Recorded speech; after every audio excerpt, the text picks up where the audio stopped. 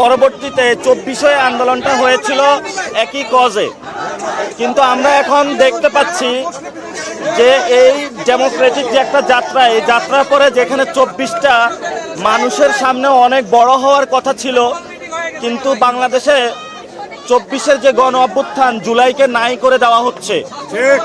আপনি গতকালকে দেখবেন যে স্টেটমেন্টটি দেওয়া হয়েছে, সেখানেও 24-এর কথা নাই, আজকেও কোথাও 24-এর কথা নাই।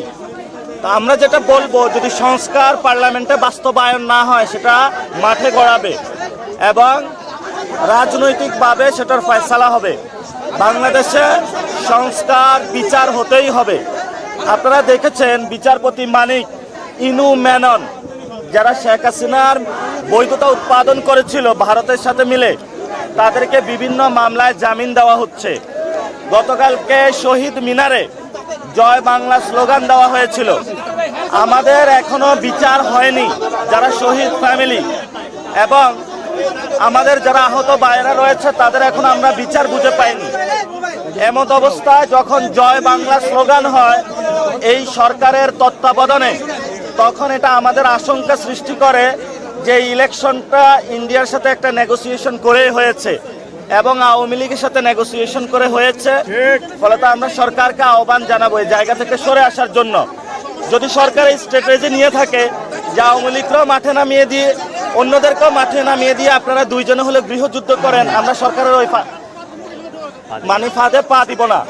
আমরা সরকার যেহেতু দায়িত্ব নিয়েছে আইন শৃঙ্খলা বাহিনী দিয়ে যারা জয় বাংলা সন্ত্রাসী গোষ্ঠী আছে বাংলাদেশে, তাদেরকে নিবৃত্ত করতে হবে।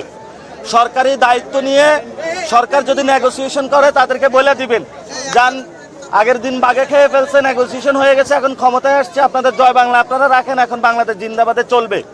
এজন্য সরকারকে আহ্বান জানাবো, আওয়ামী লীগের বিচার এবং সংস্কার এই দুইটা বাংলাদেশে বাস্তবায়ন করতে হবে এবং যদি এটা না হয় আমাদের হয়তো আবার এই মাঠে নামতে হবে। এখন অনেকেই বলে যে একটু ক্রিটিক করে যে তোমরা মাঠে যদি বলো তাহলে নামবে কিনা। মানুষ প্রস্তুত হয়ে আছে, সাইলেন্ট হয়ে আছে, জাস্ট কল হবে, মানুষ মাঠে নামার জন্য প্রস্তুত আছে। কারণ ইলেকশনে ইঞ্জিনিয়ারিং হয়েছে। ইলেকশন পরবর্তীতে আমরা দেখলাম যে বিরোধী দল যখন সংসদে চুপ্পুর বিষয়ে কথা বলেছে, সেখানেও তারা কথা রাখেনি। সংস্কার বিষয়ে তারা কথা শুনছে না। শহীদ মিনারে তারা হলো জয় বাংলা স্লোগানকে বৈধতা উৎপাদন করছে এবং আমরা আরো দেখছি ভারতীয় যে চুক্তিগুলা সে বিষয়ে তারা কথা বলছে না।